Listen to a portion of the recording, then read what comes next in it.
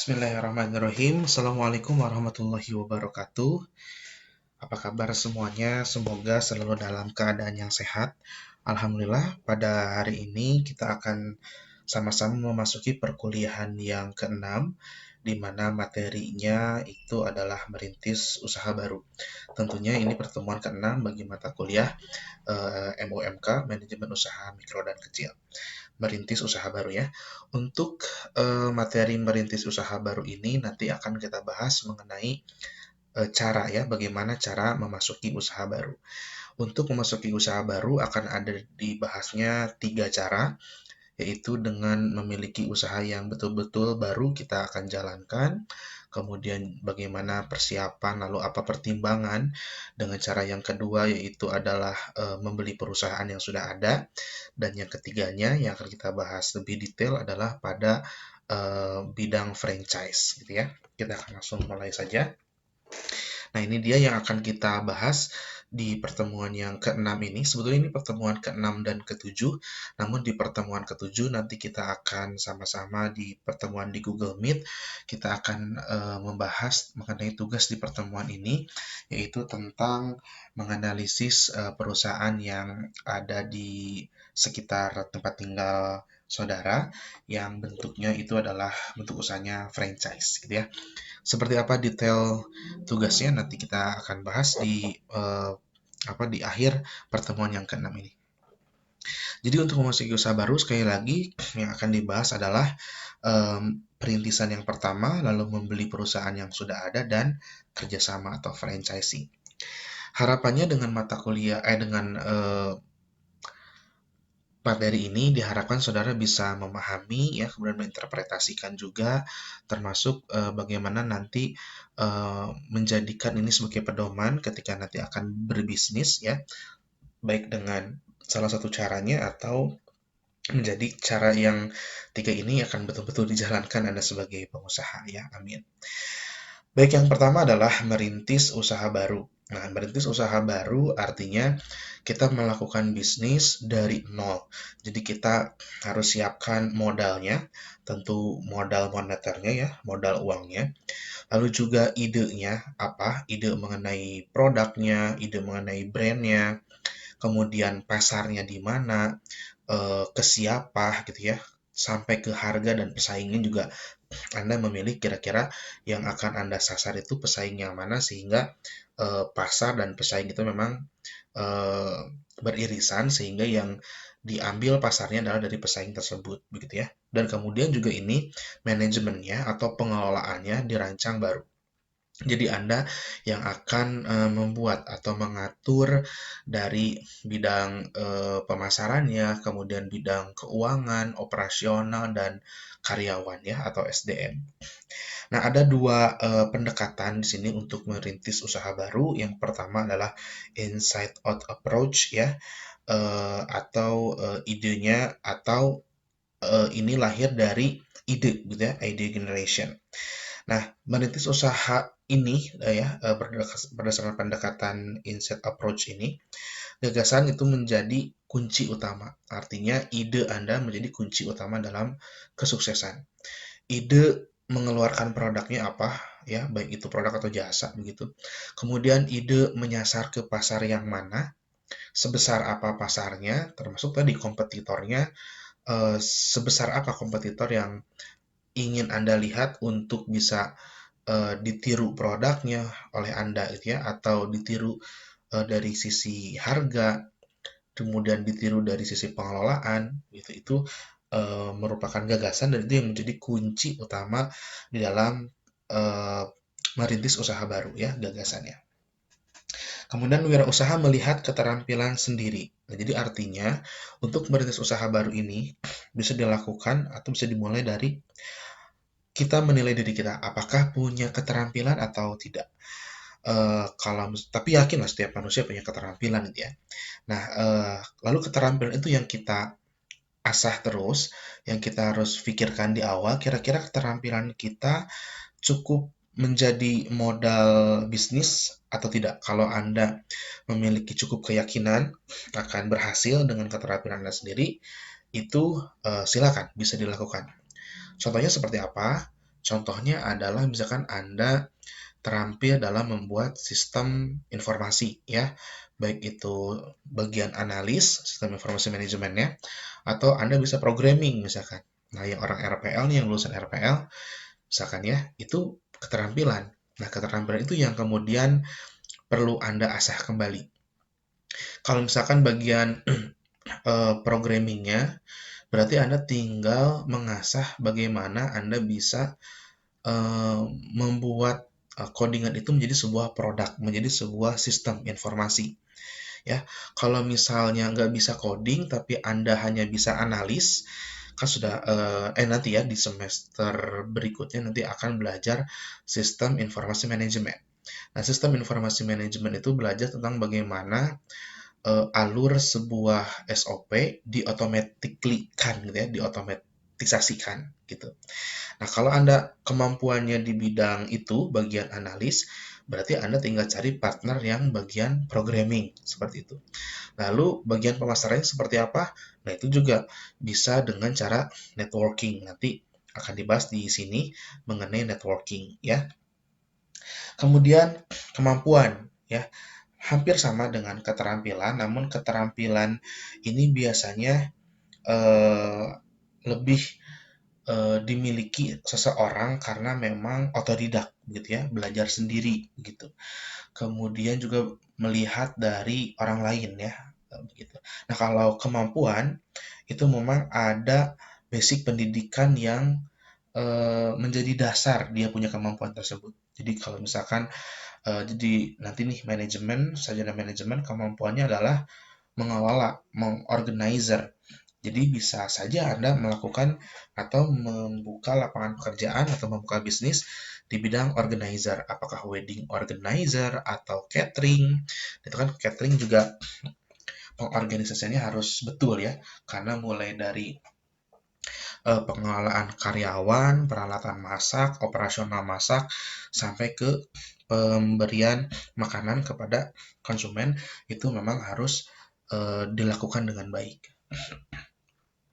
Berikutnya adalah latar belakang yang akan menentukan jenis usaha apa akan dimulai. Nah, jadi latar belakangnya apa? Apakah Anda punya basically di tadi ya di seorang programming atau Anda sudah belajar SIM jadi sarjana lalu Anda punya basic di analisis ya, analis begitu atau memang Anda pernah uh, kursus masak. Nah, itu bisa menjadi latar belakang yang dapat menentukan saudara punya bisnis yang baru gitu ya. Nah, kompetensi yang dibutuhkan untuk membuat bisnis yang baru ini, yang pertama ada teknik. Nah, teknik ini seputar kemampuan Anda menyediakan produk, termasuk penyajiannya yang bisa menarik pasar. Nah, ini memang teknik ini tentu kita bisa pelajari di bangku kuliah ya dengan melihat teori-teori.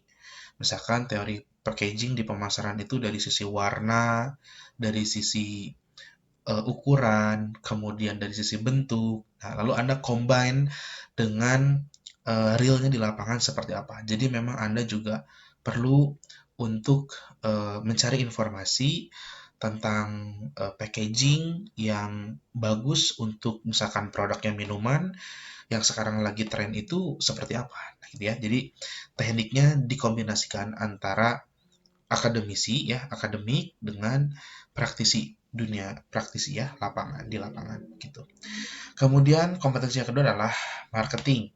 Nah, marketing yang kita tahu ini menjadi ujung tombak dalam sebuah bisnis. Tidak ada bisnis yang bisa berjalan sustainable lama begitu kalau kita tidak punya kemampuan marketing. Mulai dari pemilihan nilai untuk pelanggan. Nilai untuk pelanggan itu contohnya adalah delivery tepat waktu. Nah, itu nilai bagi pelanggan untuk bisnis online. Kemudian kemasan yang kuat sehingga produk yang dipesan tidak rusak. Nah, itu nilai bagi pelanggan ya. Dan bukan saja hanya nilai tapi juga menemukan pasar tentunya. Bagaimana mungkin kita bisnis tapi tidak bisa menemukan pasarnya. Nah, untuk menemukan pasar ini tentu kita juga harus rajin membaca berita gitu ya di internet, atau eh, berdiskusi dengan pengusaha yang sudah jalan, seling ngobrol dengan pengusaha, kira-kira pasar di bidang Bapak atau Ibu ini jualannya itu ke siapa, Pak? Ada di mana gitu ya. Kemudian mengenai sasarannya juga, dari sisi usia, dari sisi lifestyle, itu memang harus terperinci Anda dapat informasinya, sehingga betul-betul menemukan pasar yang sangat spesifik. Semakin spesifik menemukan pasarnya, kriteria atau karakteristiknya, maka akan semakin mudah juga kita untuk melakukan teknik ini. Kita akan menyediakan produk yang begitu sesuai, kemudian juga penyajian yang tepat gitu ya. Contoh misalkan Anda punya keterampilan fotografi. Nah, Anda cari juga pengusaha jasa fotografer, ya fotografi ya, berarti fotografer. Tanya kira-kira konsumennya siapa saja. Apakah di wedding, apakah di restoran, makanan, foto produk begitu, atau landscape tentang alam, atau fotografer model. Nah, itu tentunya pasar yang berbeda. Tentu nanti peralatan yang dibutuhkan juga berbeda. Strategi pemasaran yang juga akan berbeda. Strategi pemasaran fotografer yang untuk wedding dengan yang model, dengan yang makanan, tentu akan beda ya. Kemudian juga pelanggan dan harga yang tepat. Nah, ini juga penting. Ketika kita sudah mendapatkan klien pertama, jangan sampai berhenti pada dia mengkonsumsi atau pelanggan yang pertama kali ke kita lalu pergi. Diusahakan pelanggan klien itu menjadi pelanggan kita yang bisa repeat order ke kita, sehingga tidak sia-sia ya dalam bisnisnya. Anda promo misalkan diskon harga bidang tadi fotografer ya untuk fotografinya. Diskon harga tapi ternyata kualitasnya kurang memuaskan, lalu pelanggan itu kecewa lalu tidak akan menggunakan jasa Anda lagi. Kalau misalkan eh, ada orang yang pesan ke Anda untuk foto produk di restorannya, lalu Anda bisa lebih supel ngobrol sana sini dengan orang tersebut, dengan klien tersebut. Suatu saat misalkan anaknya mau menikah, nah bisa jadi Anda yang akan dipanggil gitu ya untuk menjadi fotografer di event nikah anaknya, nah, misalkan seperti itu. Jadi memang networking ini komunikasi, rasa percaya diri, kemudian apa ya, bisa ya supel dengan orang, kemudian kita terus kreatif kritis gitu ya, dan materi-materi kayak kemarin inovasi, klien itu bisa kita kembangkan gitu, bukan hanya eh, mengkonsumsi atau menggunakan jasa satu produk kita saja, tapi bisa dikembangkan. Contohnya adalah misalkan begini, satu koperasi, Bapak pernah punya klien, dia itu bikin website di awal, lalu setelah websitenya selesai, kita ngobrol dan Bapak sampaikan koperasi yang ini, yang lain tentunya selain dia gitu ya, di sini di mana gitu di Bandung itu punya selain produk ke saya juga mengorder jasa inventory system, kemudian HR system, kemudian electronic memo. Nah, kita nanti di situ semakin penasaran dianya. Apa itu electronic memo? Nah, baru di situ kita jelaskan dengan pelan-pelan dan kita bisa perlihatkan seperti apa eh, produknya.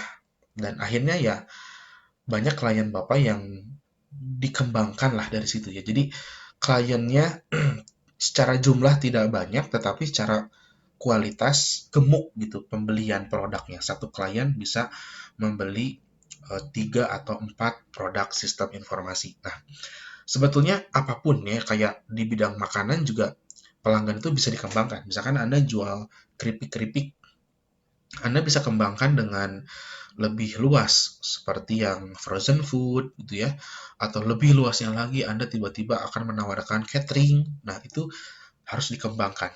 Jadi memang berkaitan dengan materi yang minggu sebelumnya ya, ada kritis, kreatif ya, dan inovasi. Kemudian harga yang tepat. Nah, ini juga menjadi hal penting. Di awal-awal bisnis, jangan sampai memasang harga yang terlalu mahal.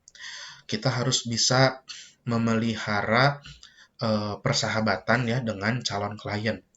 Salah satu caranya adalah kita selalu menjadikan klien itu spesial gitu.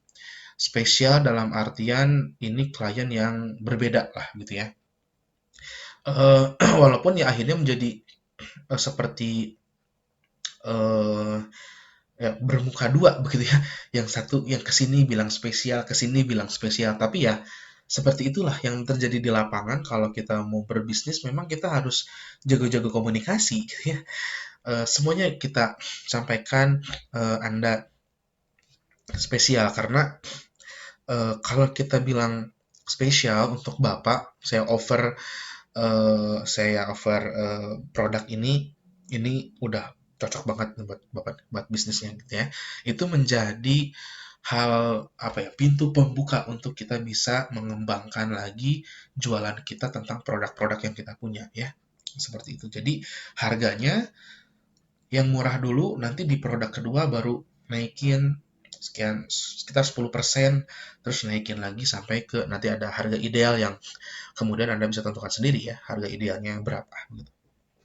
Lalu finansial ya, ini kemampuan bagaimana mengatur dan menggunakan sumber dana Anda.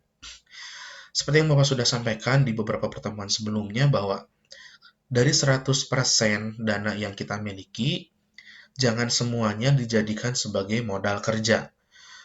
Sebisa mungkin kita minimalisir yang namanya aset tetap. Ya, kalau bisa kita jangan punya aset tetap dalam sebuah bisnis, tapi aset yang tidak tetap saja. Lebih banyak diinvestasi di SDM supaya kita bisa sustainable dalam jangka panjang bisnis kita ya. SDM yang digaji kecil tetapi pekerjaannya nyaman, bisnisnya juga cepat, itu pasti akan lebih menarik orang tersebut untuk tetap stay di sana. Contohnya aja nih ya, Bapak di bidang IT punya teman ya, rekan bisnis di bidang IT juga di daerah Cihanjuang, itu sudah ada karyawannya awal tahun 2009 itu 4 orang. Sekarang 2020 sudah ada sekitar 15 sampai 20 orang. Dan itu gajinya itu kecil-kecil. Ada ya seorang programmer digaji 1 juta, tapi makan, kemudian juga tempat tinggal, dia fasilitasi. Sehingga dari sisi biaya makan, tempat tinggal itu sudah tidak difikirkan, artinya eh, gaji bersih memang 1 juta, ada yang 1,5 juta, ada yang sampai 3 juta begitu ya. Nah, itu dipelihara SDM-nya, asetnya tidak banyak, dia menggunakan rumahnya sehingga dia lebih banyak penyaluran dananya, dia mensekolahkan SDM-nya, mensekolahkan karyawannya, sehingga ada nilai lebih dari yang difikirkan oleh karyawan, ya, merasa loyal begitu, sehingga ketika diminta untuk pergi keluar kota dalam beberapa hari untuk soal pekerjaan memang tidak menjadi masalah. Bahkan yang karyawan yang menikah juga diberikan kesempatan untuk bisa ngontrak begitu ya atau kos gitu di daerah dekat kantornya gitu. Sehingga ya memang diajak lebih efisien dan efektif gitu untuk bisa menjalankan bisnisnya. Dan tentu saja ini tidak menjadi hal yang mudah ya untuk dipraktekkan. Tentu ini perlu ada semacam komunikasi yang intens gitu dari pemilik bisnis ke karyawan. Apa yang membuat sehingga nyaman bekerja gitu ya. Apakah masalah tempat tinggal atau gaji yang kecil itu perlu dibicarakan dengan baik sehingga kita bisa memelihara SDM yang baik.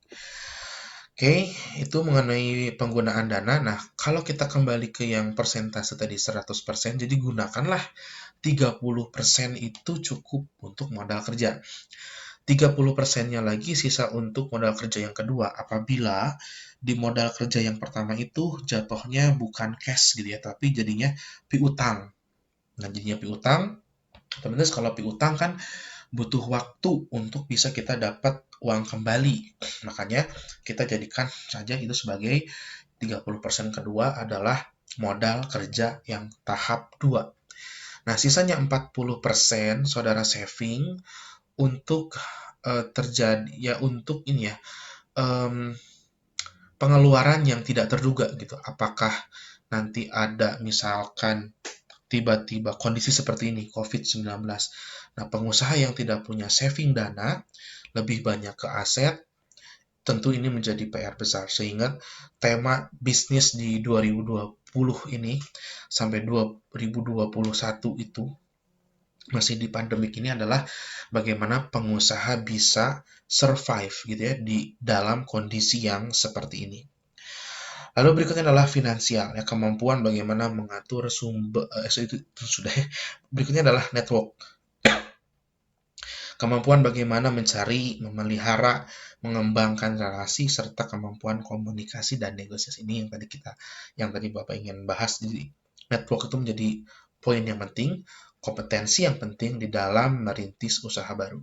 Ya, bahkan dengan merintis usaha baru itu sebetulnya modal yang pertama ini bisa kita ditiadakan. Artinya dengan modal networking, kita kemudian jadi reseller, lalu kemudian kita saving profitnya, dan kita bikin produk yang sama dengan merek yang berbeda, merek kita sendiri, itu bisa menjadi jalan awal kita menjadi pengusaha.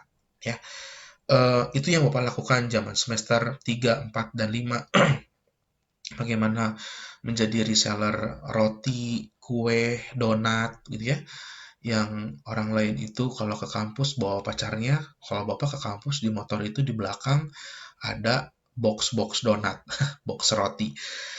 Dari situ di saving profitnya dan dijadikan modal dan bikin roti dengan merek sendiri, bikin donat dengan merek sendiri, bikin catering akhirnya dengan merek sendiri. Gitu ya. Berikutnya adalah pendekatan outside in approach. Sebentar. Ini inside out approach dan yang kedua adalah outside in approach atau opportunity recognition.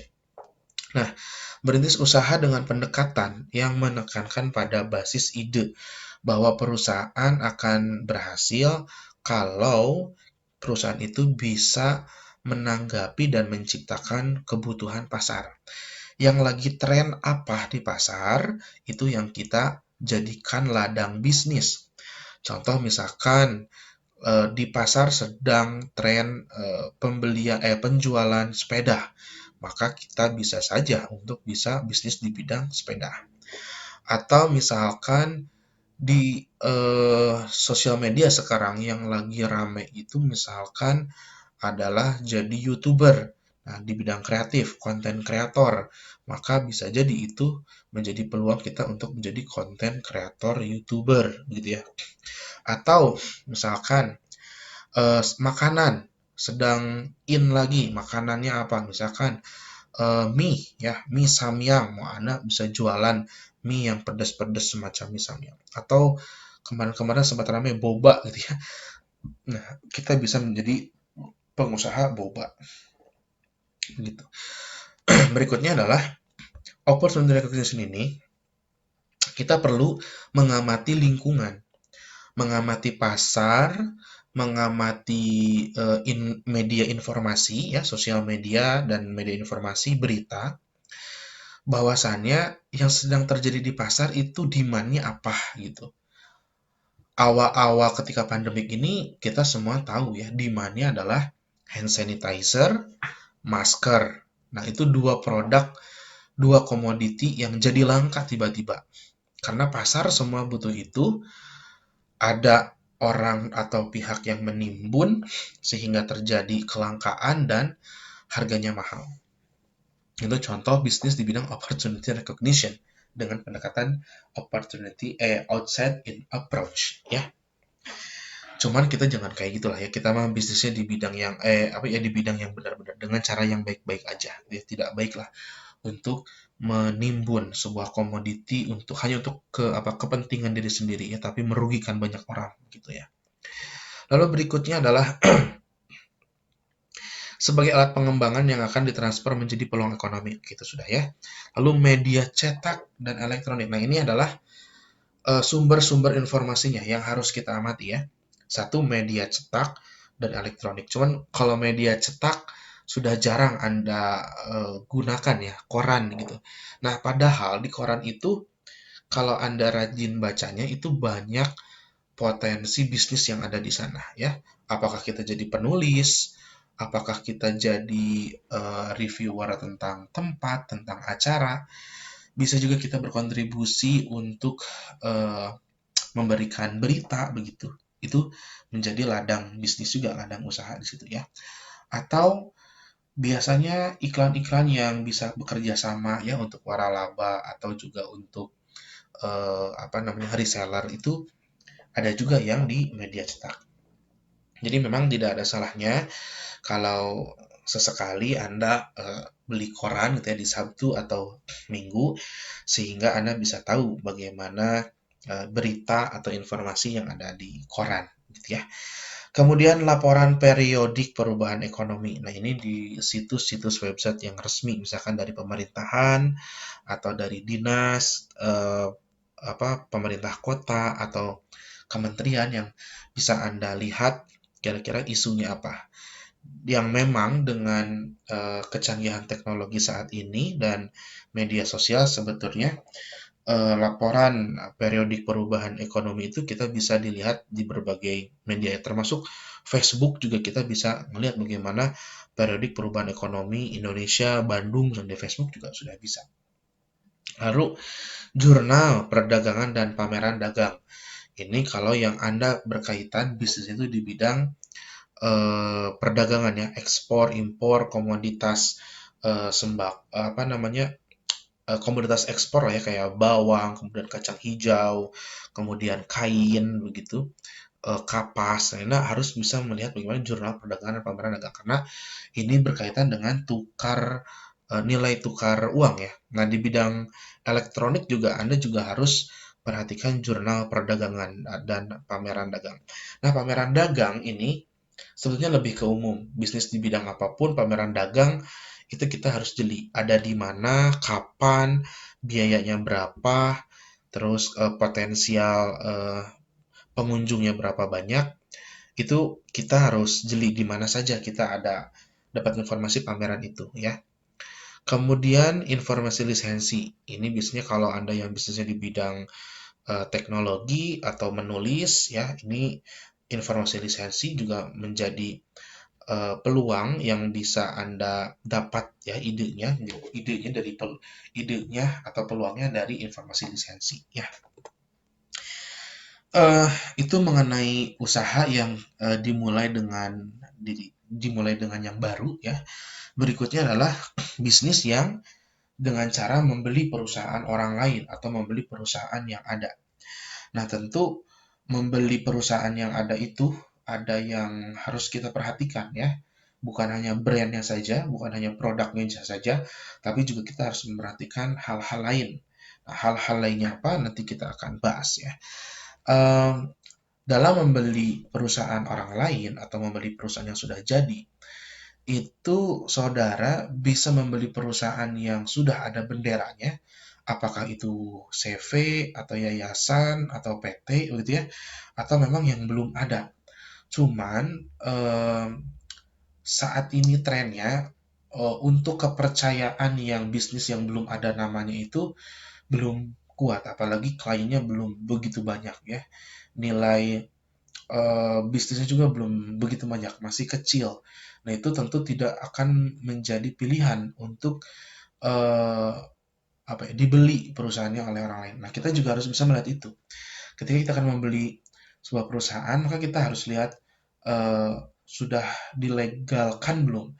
Ciri-ciri yang sudah dilegalkan itu sudah ada akta pendirian, apakah itu CV atau itu PT gitu ya, atau memang yayasan gitu.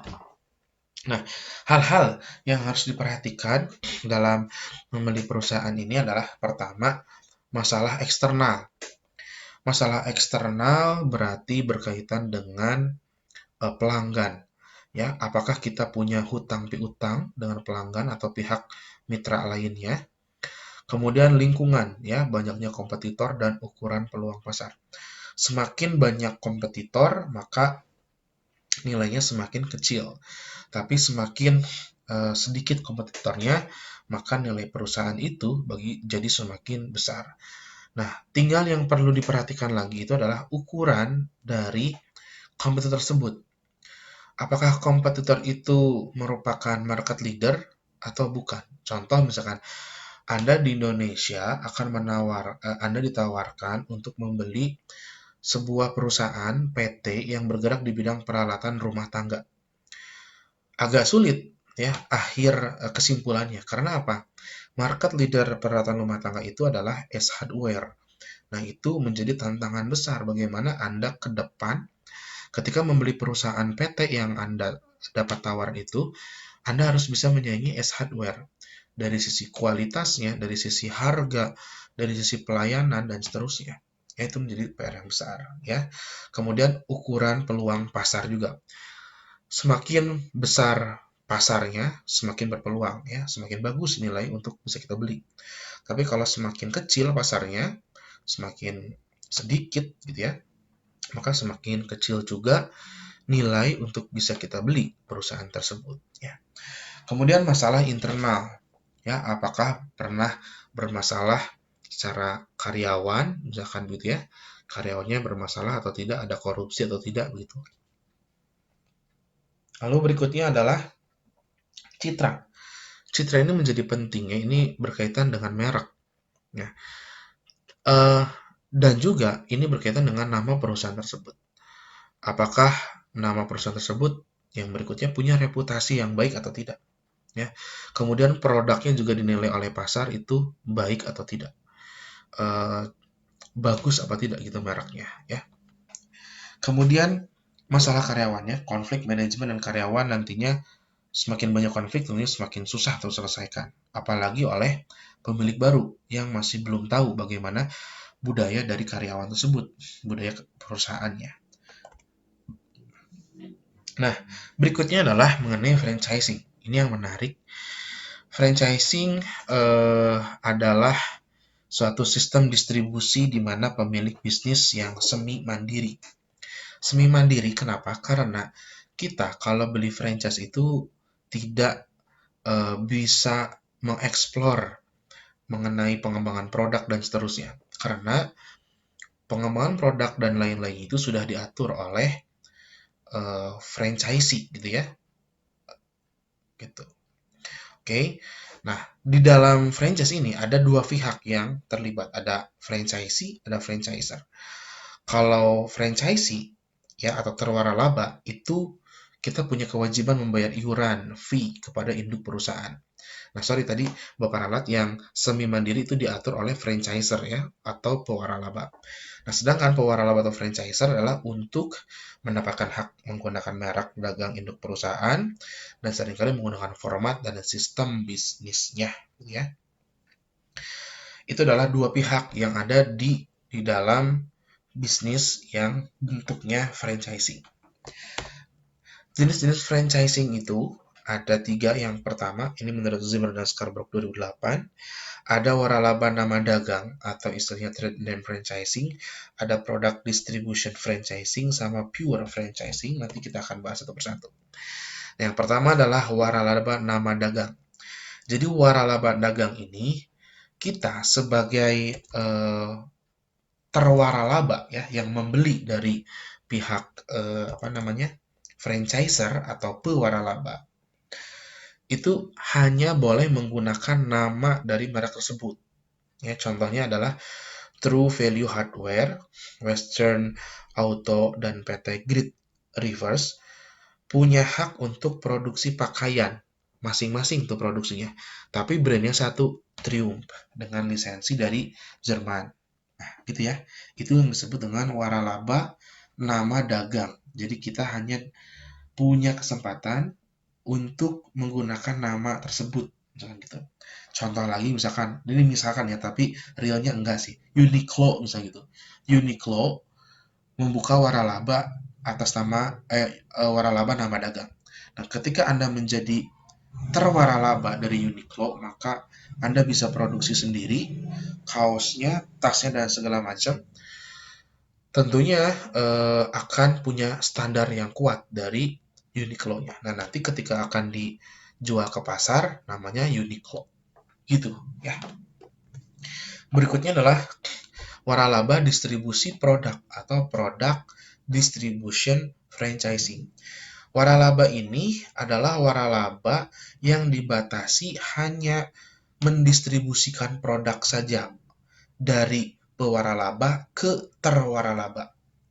Contohnya adalah Coca-Cola, ada yang lain mobil, Chevrolet dan Lincoln, kemudian alat rumah tangga, contohnya itu ada S Hardware tadi, dan kosmetik ada Wardah, ya. Nah, Coca-Cola itu ditemukan di Amerika Serikat pertama kali, eh, apa ya, racikannya lah begitu ya.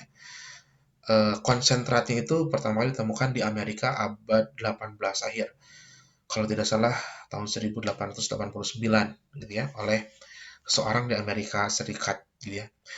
Akhirnya menjadi perusahaan yang besar di Amerika Serikat dan mulai dikembangkan di Indonesia itu tahun 1900-an. Nah, tahun 1900 mulai ada di Indonesia dan ada PT-PT ya, perusahaan-perusahaan yang membeli atau bekerja sama dengan Coca-Cola sebagai terwaralaba ya. Coca-Colanya adalah pewaralaba. Ini karena kita itu disebutnya terwaralaba. Nah, terwaralaba franchise ya, bayar iuran, dan franchising pewaralaba yang menggunakan hak mereknya, yang punya hak mereknya. Oke. Nah, apa yang dijual Coca-Cola? Yang dijual Coca-Cola itu bukan real dari Amerikanya botol yang kita atau kemasan yang ada di Indonesia saat ini, bukan. Tetapi yang dijual oleh perusahaan di Amerika itu adalah air sirup Coca-Colanya, ya. Air sirup Fanta-nya, Sprite-nya. Kemudian ada yang eh, rasa jeruk dan lain-lain. Diimpor ke Indonesia ya, diwaralabakan oleh PT di Indonesia, perusahaan terbatas di Indonesia. Lalu dibuatlah kemasan bottling yang sesuai dengan diinginkan. Artinya berarti kalau seperti itu Pak, ada perusahaan bottling di Indonesia. Ya, perusahaan bottling di Indonesia itu sumbernya kalau di Indonesia itu adanya di sepanjang jalur itu Batu Jajar, kemudian Cimareme itu banyak perusahaan bottling di situ ya yang memproduksi botol-botol gitu ya. Dijual ke Coca-Cola, dijual ke apa perusahaan-perusahaan yang semacam Coca-Cola yang mewaralabakan bahannya atau produknya lalu dikemas lagi oleh perusahaan yang sebagai terwaralaba ya. Lalu berikutnya adalah perusahaan di peralatan rumah tangga, S Hardware ya. Nah, S Hardware ini waralaba. Apakah kita bisa beli S Hardware sekarang? Itu tidak bisa ya, karena S Hardware itu menjadi pemilik tunggal di Indonesia ya, dari Amerika juga ini. Jadi memang merek-merek yang besar itu lahirnya dari Amerika ya. Nah, S Hardware ini pemiliknya tunggal satu, yaitu PT S Hardware Indonesia ya. Dan dia punya cabang 99 lebih cabang di seluruh Indonesia. Nah, ini menjadi market leader yang ada di komoditinya adalah peralatan rumah tangga gitu ya. Bagaimana ini menjadi market leader? Karena di Indonesia untuk marketnya yang middle up belum ada perusahaan yang bergerak di bidang itu, bergerak menyasar pasarnya yang middle up di bidang peralatan rumah tangga.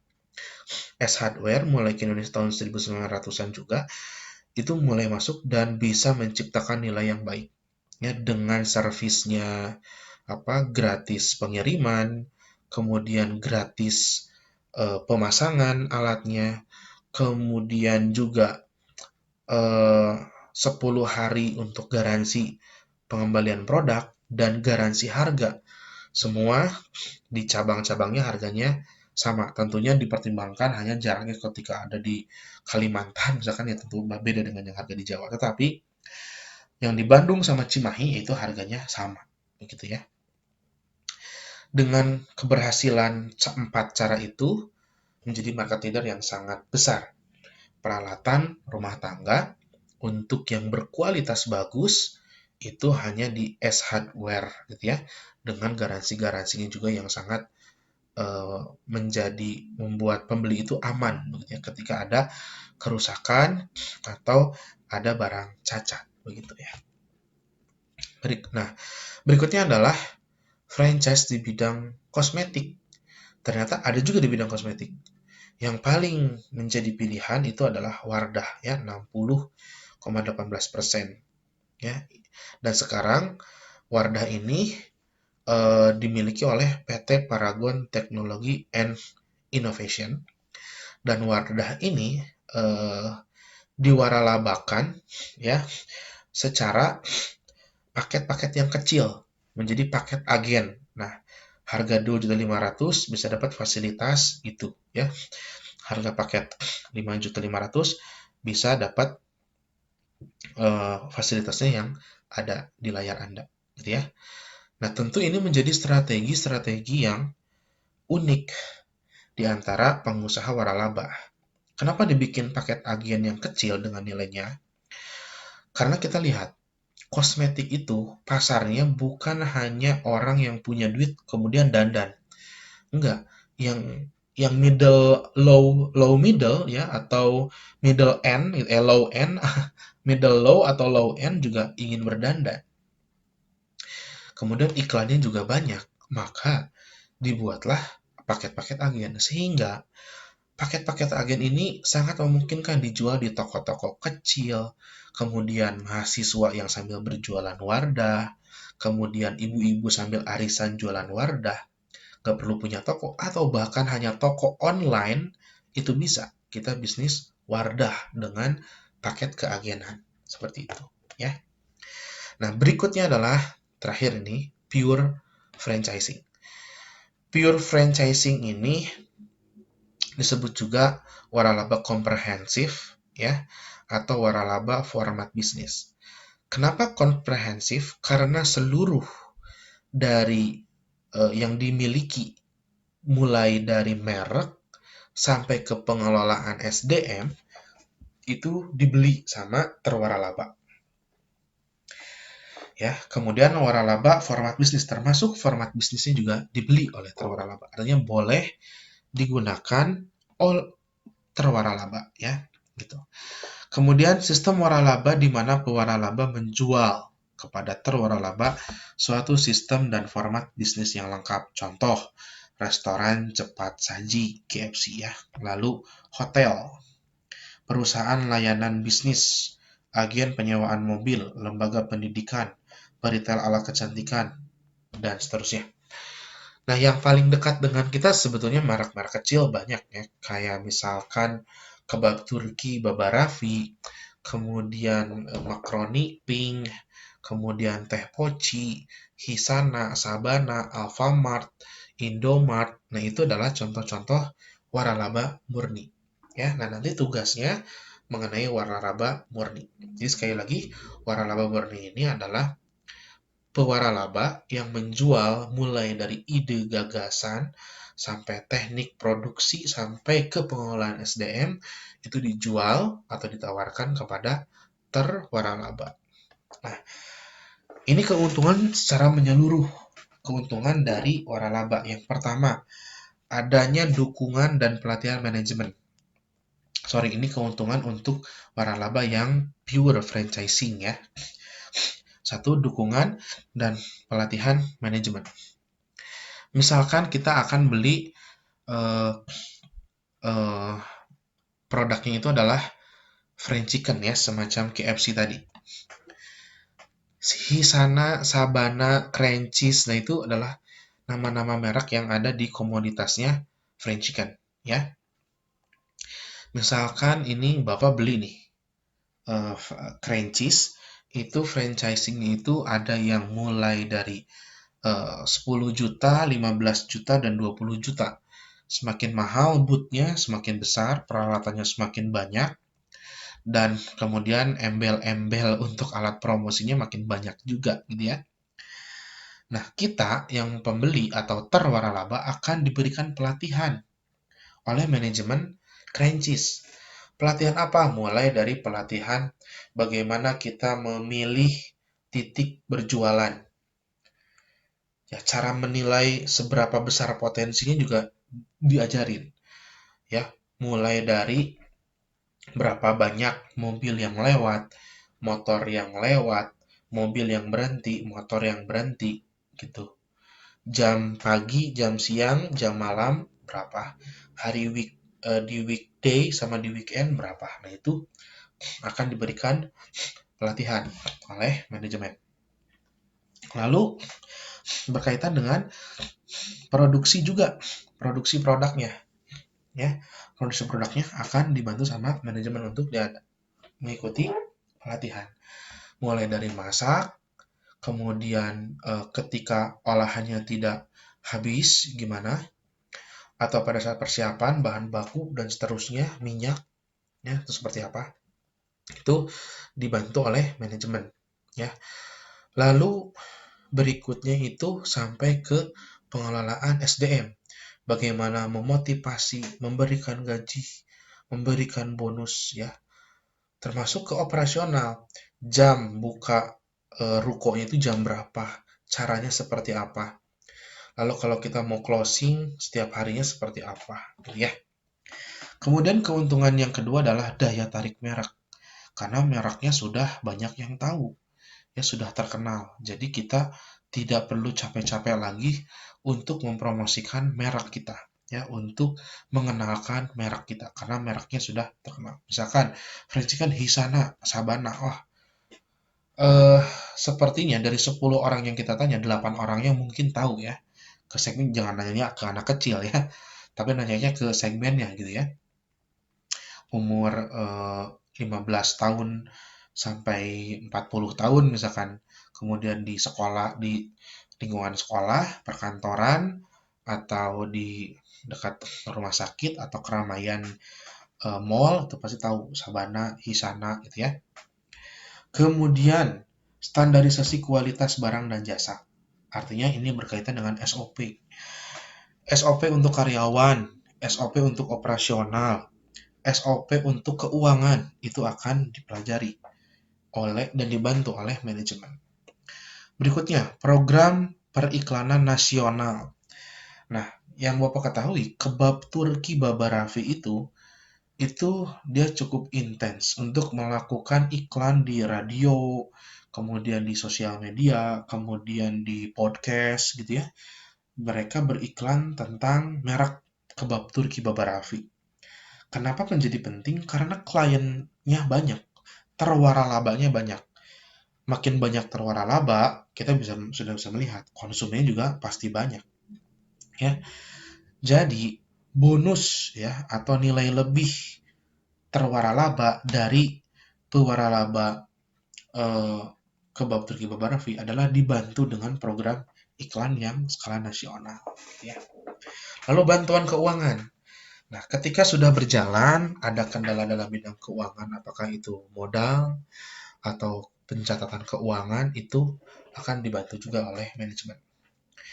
Lalu produk dan format bisnis yang sudah terbukti, kalau franchise di bidang makanan ayam, berarti tadi ya, formatnya mulai dari SOP untuk bahan baku, kemudian juga bagaimana memasak, bagaimana bahan baku itu disimpan, sampai ke penutupan atau closing jualan setiap harinya.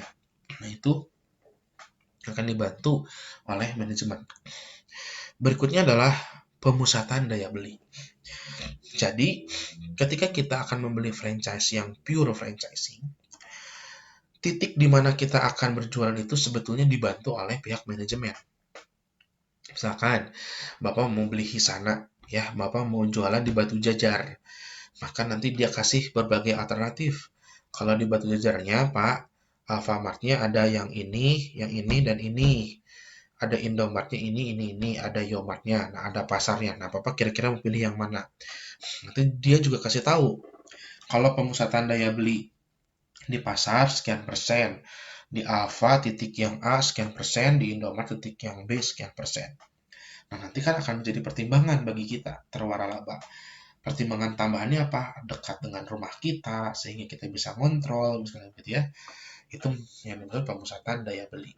Dan juga tidak akan hal itu, pengaturan itu, supaya tidak terlalu dekat atau tidak terlalu jauh. Sehingga kalau terlalu jauh juga nanti targetnya jauh juga begitu ya, saling jauh. Artinya potensinya dia menjadi pasar yang baru begitu.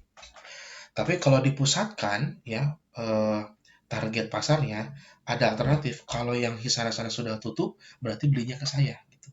Begitupun sebaliknya ya. Lalu pemilihan tempat dan proteksi teritorial tadi yang ada kaitannya dengan pengusahaan daya beli dan peluang sukses lebih besar dibanding kita usaha sendiri karena berkaitan dengan merek kita harus promosiin merek kita sendiri, ngenalin merek kita. Kemudian orang kalau mau beli nggak tahu merek juga ragu-ragu untuk beli produk tersebut gitu ya. Ini tuh bener enak apa enggak gitu.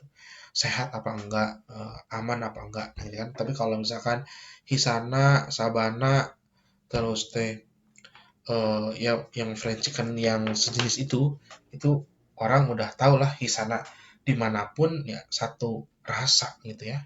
Karena SOP ya, karena ditentukan oleh pewaralabanya dengan ketat begitu. Nah, di samping kemanfaatannya, keuntungannya ada juga kerugiannya. Kerugiannya apa? Kita harus bayar terus-menerus, bayar royalti. Ada yang 6 bulanan, ada yang tahunan, tergantung dari perusahaannya. Gitu. Kemudian sepenuhnya mengikuti operasi standar, sehingga kita nggak bisa ngembangin produknya, kita bikin cabang baru nggak bisa. Kita harus koordinasi dengan manajemen. Apakah kita ketika akan bikin cabang, apakah kita dihitung membeli satu cabang yang baru ya 15 juta lagi harus bayar gitu. Tidak bisa sekaligus kita buka cabang di Alfamart yang sebelah masih kosong buka itu nggak bisa. Batasan dalam pembelian ini ada kaitannya dengan SOP pembukaan cabang tadi. Ketika kita sudah menjual dengan kapasitas maksimal, angka penjualan maksimal, maka kita disarankan untuk membeli cabang yang baru di sekitar tersebut. Agar apa? Agar terpenuhi dari permintaan pasar tersebut, gitu ya. Termasuk batas yang paling rendah. Jadi kita juga ketika akan franchise ke Sabana misalkan, maka sehari itu minimal 5 kilo ayam. 5 kilo jadi 8 potong, 1 kilo jadi 8 potong, 8 potong kali 5 ya sekitar 8 kali 40-an ya. 40 potong harus kejual setiap hari gitu. Berikutnya adalah lini produk terbatas. Karena kita tidak bisa mengembangkan produk. Produknya sudah ditentukan oleh manajemen. Ada rasa original, rasa pedas, kemudian ada juga kentang, ada sambal, ada apa lagi ya, jamur gitu ya, dan seterusnya. Kita tidak bisa kemudian kita punya ide bikin tahu crispy misalkan gitu, dijual di Sabana atau Hisana, kita tidak bisa ya. Lalu syarat kontrak dan pembaurannya ya, dan sub dari kontrak tersebut. Kita harus mengikuti kontraknya seperti apa. Apakah jangka waktunya ada mengenai royalti tersebut untuk berapa tahun misalkan, sehingga kita harus bayar lagi royalti yang kedua gitu ya. Kemudian syarat kontraknya penyimpanan modal, ada juga waralaba yang syaratnya itu adalah nyimpan modal di manajemennya begitu untuk dana talangan atau dana aman ketika terjadinya misalkan aset yang hilang misalkan dari terwaralaba gitu ya. sehingga harus belinya lagi dari deposit yang sudah disimpan tersebut. Ya. Kemudian program pelatihan yang tidak memuaskan. Karena franchise ini dilakukan ingin cepat gitu ya, maka kadang pelatihan itu tidak efektif, tidak efektif sih, tidak optimal. Sehingga akhirnya kemampuan pemilik itu tidak 100% ya yang didapatkan dari pelatihan dari manajemen tersebut begitu. Kemudian kejenuhan pasar. Kenapa? Ini terjadi apabila kalau komoditinya itu satu merek itu di tempat yang sama dan banyak sehingga tidak ada pilihan. Makanya kenapa Alfamart dan Indomart itu berdampingan? Selain karena alasan persaingan juga kejenuhan pasar. Mengenai harga itu bisa variabel ya, bisa divariabelkan dalam persaingan bisnis. Kemudian ketersediaan produk, promo, cuma satu minggu promo dan seterusnya. Sehingga ketika kita akan membeli franchise, yang patut kita pertimbangkan juga adalah kejenuhan pasar. Lihat, kalau di situ memang ada merek yang pesaing dan memang agak tidak terlalu dekat dengan kita, itu justru menjadi pilihan yang bagus sehingga kita bisa menjadi hilangnya menghindari kejenuhan pasar tersebut ya. Nah, namun PR berikutnya adalah tentunya kita harus punya nilai yang lebih di antara pesaing itu. Nilai yang lebih itu apa? Ya tentunya apakah harganya lebih murah, kualitasnya lebih bagus, dan seterusnya. Ya. Lalu kurangnya kebebasan. Tadi karena tidak bisa mengeksplor SOP-nya sudah ada yang ngatur dari manajemen tersebut. Ya. Nah ini 10 mitos seputar waralaba. Jadi yang orang lain tuh bilang waralaba tuh kayak gitu, sebetulnya enggak. Yang pertama adalah cara paling aman untuk bisnis waralaba. Ya enggak juga. Karena franchise juga memungkinkan untuk kita gagal kalau kita tidak tepat menentukan titik di mana kita jualan. Kemudian produknya tidak ada pasarnya sehingga nyata aya nu meser, eueuh nu meuli gitu. Buat apa gitu ya. Atau produk yang memang sedang buruk image-nya, reputasinya gitu ya. Lalu yang kedua, saya akan bisa membuka waralaba dengan lebih sedikit uang ya daripada diperkirakan oleh pewaralaba. Jadi gini, disangkanya kalau waralaba itu atau franchise itu bisa lebih murah bisnisnya. Ya padahal tidak juga. Banyak waralaba ya yang memang mahal harganya kayak kebab Turki Babarafi itu sudah puluhan juta hanya booth kecil saja. Ya, tetapi di belakang itu memang punya potensi. PR berikutnya adalah ya tentu bagaimana kita bisa mengelola dengan baik, apakah karyawannya, pelayanannya harus baik, belum tentu titiknya bagus, tapi pelayanan karyawan kita tidak baik kepada konsumen, bisa pergi konsumen kita, gitu ya. Kemudian semakin besar organisasi waralabanya, semakin sukses juga usaha waralaba saya. Tidak juga. Banyak waralaba yang kecil dan itu sukses. Kayak misalkan pink makaroni itu kan kecil tapi harganya mahal sekitar 11 juta kalau nggak salah. Itu cuman meja, alat-alat untuk bumbu sama makaroninya sekitar 11 juta kalau tidak salah. Tapi banyak yang sukses dari pink makaroni itu yang dijual online dan kemudian dijual offline di dekat pusat keramaian. Namun dengan kondisi pandemik ini ya tentu komoditas makanan yang sekunder seperti itu menjadi agak sulit ya untuk bisa bertahan bisnis. Gitu.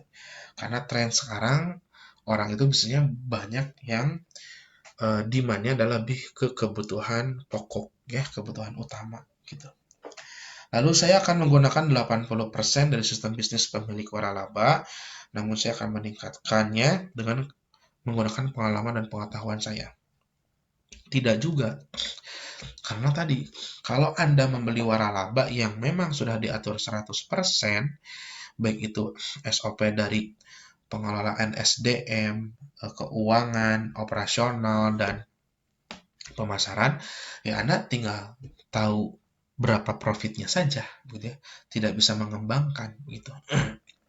Nah, namun untuk franchise yang pure franchise itu, saudara, itu ada yang bisa kita kembangkan sendiri, gitu ya. Ada yang tidak. Artinya begini, ketika kita beli franchise, nah franchise itu Boleh karyawannya itu dari franchise atau dari kita yang mencarikan atau kita sendiri yang ngejualnya itu boleh ya. Nah, itu perlu dicari informasi ya, kira-kira ketika Anda akan beli franchise, ini boleh tidak karyawannya dari saya gitu ya, bukan dari manajemen. Tapi misalkan pengelolaan keuangannya saya pengen diatur sama manajemen. Nah, ada yang bisa diatur keuangan juga gitu, ada yang tidak juga. Kalau franchise setahu Bapak itu harganya 15, ada yang 10, 15 sama 20 juta. SDM-nya itu bisa dari mereka, bisa dari kita, atau bisa kita yang jualan. Keuangannya kalau kita yang jualan, kita yang atur. Mereka nggak mau tahu. Cuman, apa namanya, kalau karyawannya dari dia, dia yang ngatur keuangannya juga. Nah, apa lalu Pak kalau yang di follow up gitu ya untuk sustainable business-nya dengan franchise itu? Kan barang sudah punya semuanya. Ayam beli di pasar. Nah, franchise SOP dalam produksinya harus membeli ayam, terigu, kemudian kresek, kemudian apa namanya kertas untuk membungkusnya itu, kertas untuk bungkus nasi, beras itu harus dari ya bahan baku lah ya dan persediaan intinya mah itu harus beli dari franchise-nya gitu ya. Nah, ada juga yang nakal sebagai terwaralabanya. Mereknya beli yang franchise, misalkan persediaannya seperti kresek, kertas, dan lain-lain, tapi beli ayamnya di pasar. Nah, itu yang menjadi kegagalan ya di franchise itu karena kita nakal tidak sesuai dengan SOP manajemen. Kalau itu terjadi dan itu diketahui oleh manajemen, manajemen tentu tidak akan bertanggung jawab seperti itu ya. Kemudian semua waralaba pada dasarnya sama ya, tidak. Semua punya karakteristik yang berbeda-beda waralaba itu. Tadi Sabana Hisana punya karakteristik berbeda, Cranchis punya karakteristik yang berbeda ya. Saya tidak perlu menjadi manajer yang aktif. Saya bisa saja menjadi pemilik yang tidak hadir dan masih tetap sangat sukses. Tidak salah ini ya. Walaupun Anda sebagai bos ya beli franchise kemudian Anda karyawannya dari manajemen, keuangan oleh manajemen, bukan berarti Anda sebagai franchise Anda lepas tangan begitu saja. Kalau memang Anda tidak ada waktu, berarti Anda tinggal minta orang yang bisa mengecek ya, apakah konsumen kita sudah dilayani dengan baik, apakah operasionalnya sudah sesuai dengan prosedur, apakah karyawan kita sesuai dengan prosedur pekerjaannya atau tidak, atau malah main game wae gitu ya. Tapi pelayanan ke pelanggan tidak betul, operasionalnya tidak betul, tempat jualannya kalah lotor. Nah, itu tentu harus dicek. Tidak bisa mengandalkan hanya manajemen saja ya. Setiap orang bisa menjadi pewaralaba yang sukses dan puas. Betul. Kalau ya SOP-nya mendukung. Tetapi kalau SOP-nya tidak mendukung, Anda tidak bisa menjadi pewaralaba. Apalagi produknya tidak diminati oleh pasar, gitu ya. Waralaba adalah cara yang paling murah untuk bisnis. Tidak juga, karena waralaba ada yang banyak yang mahal, tapi berkualitas. Pewaralaba akan menyelesaikan masalah bisnis saya. Lagi pula, karena itulah saya membayar royalti. Tidak juga. Sebagai terwaralaba, tetap kita harus ngecek, cek, dan ngecek ya. Setelah saya membuka waralaba, saya akan bisa menjalankan hal-hal sesuai dengan yang saya inginkan. Belum tentu ya.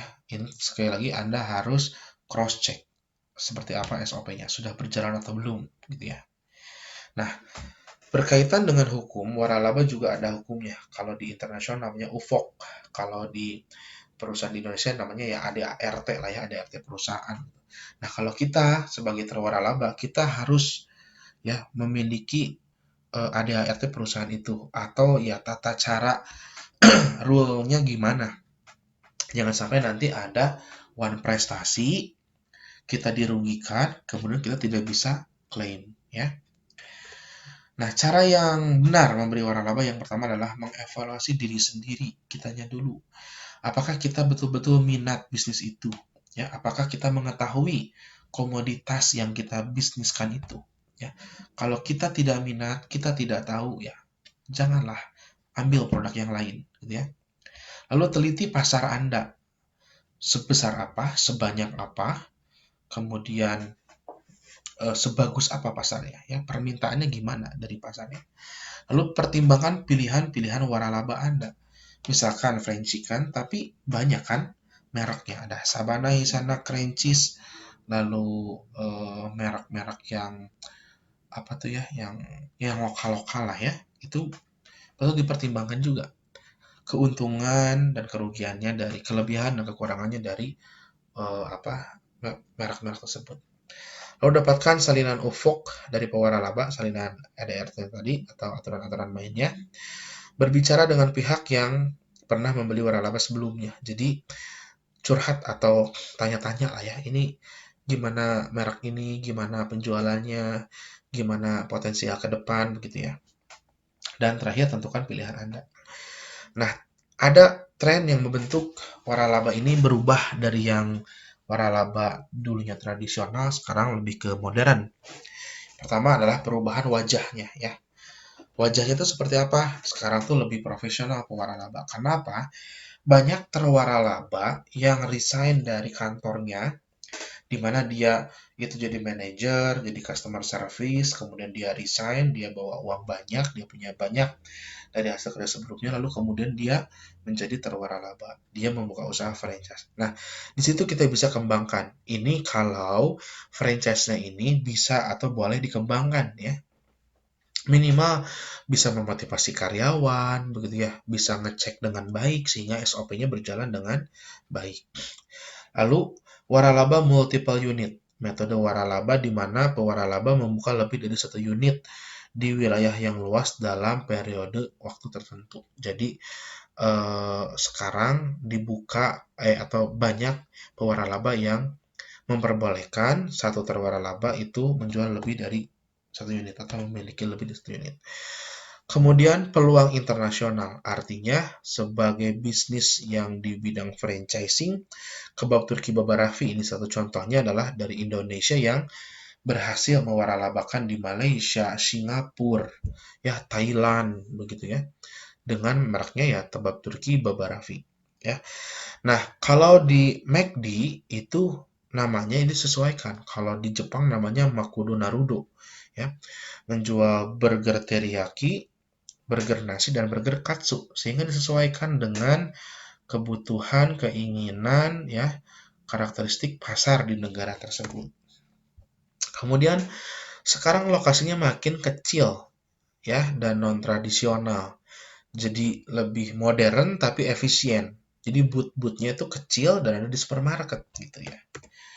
Kemudian waralaba konversi, yaitu tren waralaba di mana pemilik bisnis menjadi terwaralaba untuk memanfaatkan nama yang sudah terkenal, yaitu misalkan Anda jual di kerjasama dengan Century 21 ya, dan perusahaan penjualan real estate.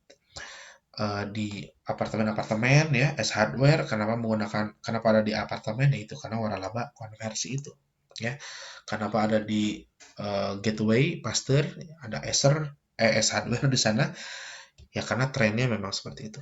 Lalu waralaba utama adalah waralaba yang memberikan hak kepada terwaralaba untuk menciptakan usaha semi mandiri di daerah tertentu untuk menarik, menjual, dan mendukung terwaralaba lainnya. Contohnya adalah Yoghurt, dia punya 21 toko di Cina dan Hong Kong. Kemudian yang terakhir ada waralaba saling mendukung. Singkat ceritanya, jadi satu atap tapi merek waralabanya banyak. Ada Pizza Hut, Supercuts, 7-Eleven. Kalau di Indonesia 7-Eleven udah nggak ada, tapi kalau di Thailand tuh 7-Eleven itu udah kayak Alfamart, Indomart. Setiap tikungan jalan di pusat kota Thailand itu banyak 7-Eleven ya. Subway, Denny's, JV Lube, dan GNC ya. Satu atap. Ya, apakah misalkan kalau di Gatot Subroto tuh pas pom bensin ya, itu ada McD, ada Pizza Hut, ada banyak lah di sana lah ya, yang memang waralaba. Nah, tugas dari mata kuliah waralaba ini silakan kerjakan soal-soal yang ada di sini. Jadi, temukan waralaba yang ada di lingkungan Anda, kemudian dianalisis apakah nama dagang, distribusi produk, atau murni. Kemudian diwawancara dengan pertanyaan tersebut, dokumentasi dan buatlah bisnis model kanvas dari waralaba. Tapi yang nomor 5 ini jangan dulu dikerjakan ya, karena materinya memang belum diberikan. Jadi cukup 1 sampai dengan nomor 4 saja. Baik saudara, demikian pertemuan 6 untuk di mata kuliah MUMK. Semoga bermanfaat ilmunya dan kita tetap sehat selalu. Terima kasih. Wassalamualaikum warahmatullahi wabarakatuh.